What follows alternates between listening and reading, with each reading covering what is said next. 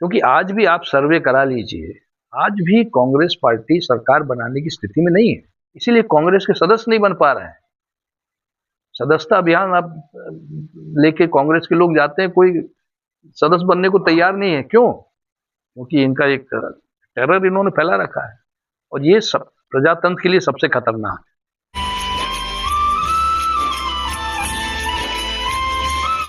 पिछली बार जब हम लोग यहाँ मिले थे, तो मैंने कहा था कि एक सामाजिक समरसता यात्रा हम पूरे प्रदेश में निकाल रहे हैं।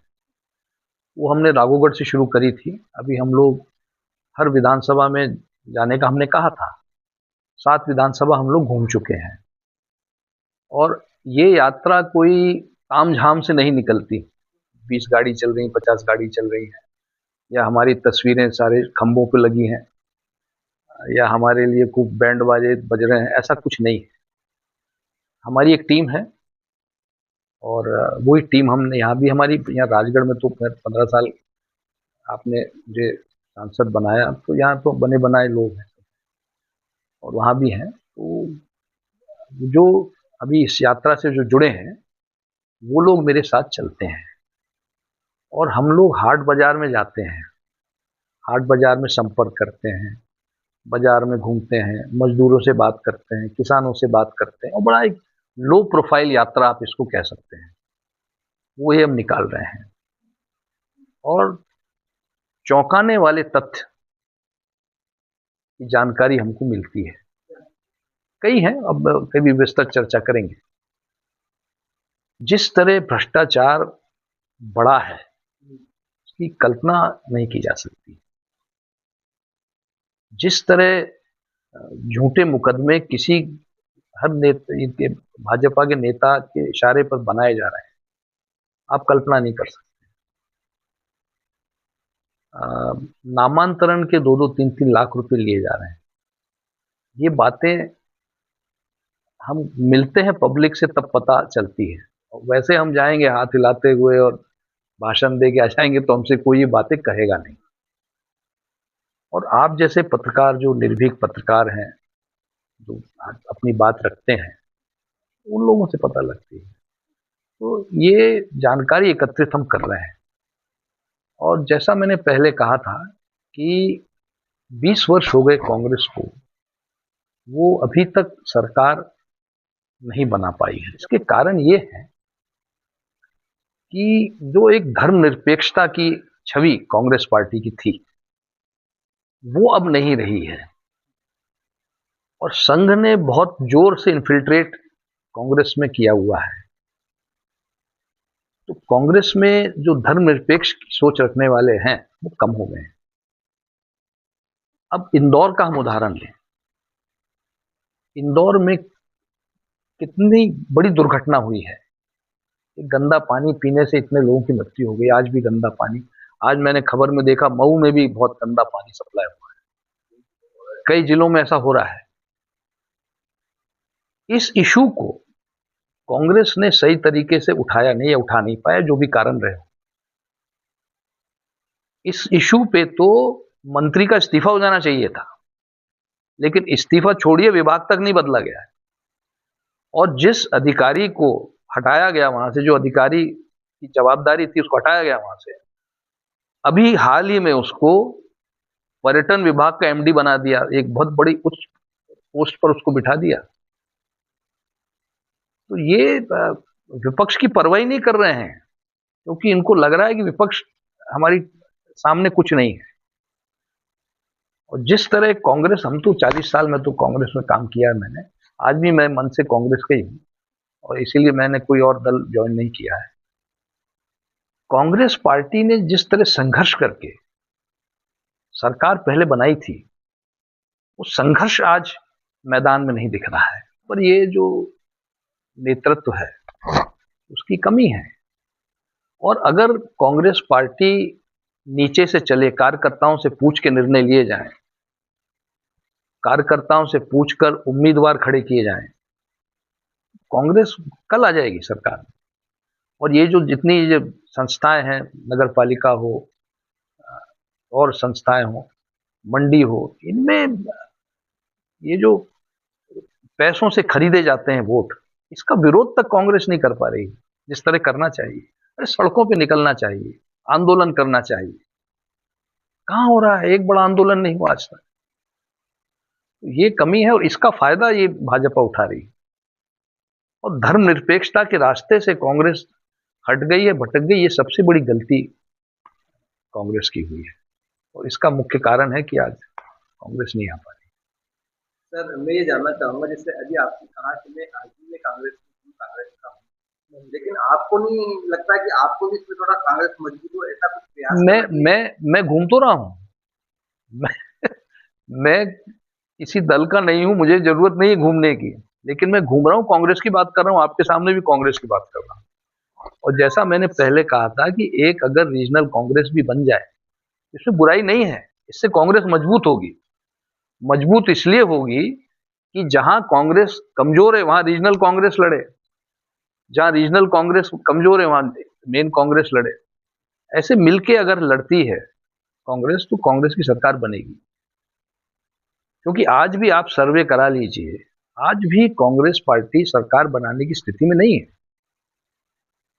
क्योंकि इनका प्रेशर बहुत है, दबाव बहुत है। कोई अगर नया व्यक्ति अगर निकल कर आता है, तो कांग्रेस से जुड़ना चाहता हो, तो ये लोग दबा देते हैं, झूठा मुकदमा बना देंगे, तस तक उसको दबा देंगे। इसीलिए कांग्रेस के सदस्य नहीं बन पा रहे हैं। सदस्यता अभियान आप लेके कांग्रेस के लोग जाते हैं, कोई सदस्य बनने को तैयार नहीं है। क्यों? क्योंकि इनका एक टेरर इन्होंने फैला रखा है। और ये सब प्रजातंत्र के लिए सबसे खतरनाक है। डेमोक्रेसी है, डेमोक्रेटिक देश है। जैसे इंदौर में गंदा पानी से जो बहुत बड़ा मुद्दा। और ये इंदौर का, मैं तो कह रहा हूँ, हर नगर पालिका या राजगढ़ में भी आप लोग उसको दिखवाइए। अभी कोई ऐप बना है, ऐप अभी वो केवल सरकार यूज कर सकती है। वो ऐप बता देता है कि किस पाइपलाइन में कहां लीकेज है, और वो ऐप पब्लिक यूज नहीं कर सकती। ये क्या बात हुई? अगर आप पब्लिक को यूज करने दें तो पब्लिक फिर बताएगी ना कि साहब हमारे यहाँ ऐसा पानी आ रहा है। ये काम सरकार का तो है ही, लेकिन जनप्रतिनिधि कैसे अपनी बात रखेगा या पब्लिक कैसे बात रखेगी? ये ऐप अभी मैंने देखा है, आज न्यूज में है कि ये ऐप बना है, अभी उसको लॉन्च करेंगे। वो अभी लॉन्च होगा, बन गया है। वो ऐप जो है वो बता देगा कि किस पाइपलाइन में कहां से लीकेज है पानी, और उसकी जानकारी मिलते ही उसको ठीक किया जाएगा। तो अच्छी बात है, ये पहले ही हो जाना था, इतनी बड़ी त्रासदी के बाद किया है। लेकिन इसको पब्लिक के लिए खोल देना चाहिए, क्योंकि अभी अगर ये ऐप लॉन्च भी हो गया तो पब्लिक कहां आवाज उठा पाएगी? वो तो जो अधिकारी है वो चाहेगा तो बताएगा, नहीं चाहेगा तो ऐप ऐप के जरिए बंद कर देगा। पब्लिक का पार्टिसिपेशन कहाँ है? नगर पालिका पब्लिक की होती है, नगर पालिका किसी मंत्री की या किसी अधिकारी की नहीं होती। नगर पालिका पब्लिक की होती है, पब्लिक के लोग चुन के जाते हैं। आज उनकी कौन सुन रहा है? पार्षदों की कौन सुन रहा है? अगर आप सत्ता दल के पार्षद हैं तो ठीक है, नहीं है तो जाइए। तो ये बहुत खतरनाक चीज है देश के लिए, क्योंकि आप इतिहास, प्राचीन भारत का इतिहास देखिए आप।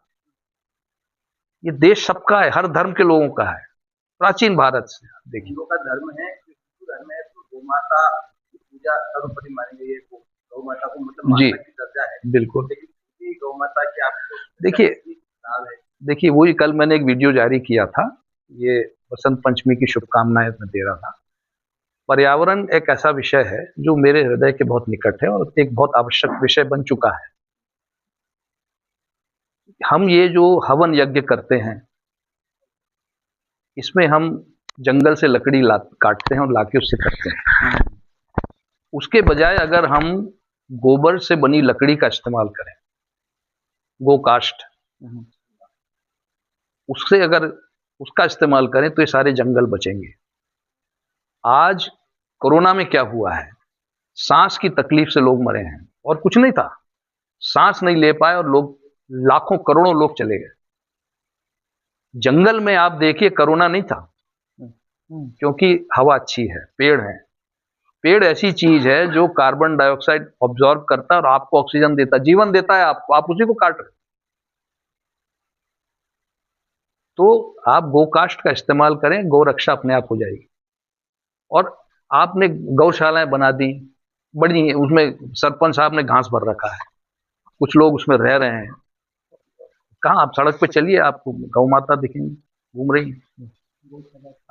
गाय को आप अ, गाय से आप पैसा कमा सकते हैं, उसको पाल के। उसके गोबर से खाद बनता है, उसके गोबर से लकड़ी बनती है। क्यों नहीं बना रहे हैं? मैं विधानसभा में जब सदस्य था, मैंने एक विधायक निधि देना चाह रहा था एक गौशाला को। ये मशीन आती है कोई 1-1.25 लाख रुपए की, तो मैं उनको देना चाह रहा था कि भाई ये इससे आप लकड़ी बनाओ। तो मेरे को कहा कि साहब आप नहीं दे सकते, बीजेपी सरकार थी उसमें, उन्होंने मना कर दिया कि नहीं, ये प्रावधान नहीं। अरे प्रावधान नहीं तो रखो ना, प्रावधान नहीं है तो रखो। 12 रुपए किलो बिकती है वो। एक वहां हमारे गौशाला चलती है रुठियाई के पास में, वो बना रहे हैं, 12 रुपए किलो बेच रहे हैं, पैसा कमा रहे हैं। ये जो अभी जो ग्रांट देती है सरकार, एक गाय के ऊपर शायद 20 रुपए देती है, कितना रोज? 40 बोल रहे हैं। 40। कहाँ जा रहा है? उनकी जेब में जा रहा है। दुनिया भर की बातें करते हैं गोपालन की, कहाँ दिखा? क्यों सड़क पे क्यों दिखती है गाय? आप दूसरे प्रदेशों में देखिए, कहाँ दिखती है? सड़क पे नहीं दिखती गाय। वो उसका यूज कर रहे हैं। हरियाणा जाइए, पंजाब जाइए, राजस्थान जाइए, कमर्शियल यूज है इसका। खाद बनता है, खाद बिकता है। यहाँ क्यों नहीं हो रहा है? और ये 2 जिले आप देख लीजिए, गुना और राजगढ़, सबसे ज्यादा गाय आपको हाईवे पे ही मिलेंगी। अच्छा सर, राजगढ़ में जो सबसे बड़ी एक परियोजना है मोहनपुरा परियोजना जी, उसको आप कैसे देखते हैं? अरे भैया, मोहनपुरा के लिए हमने पदयात्रा करी थी।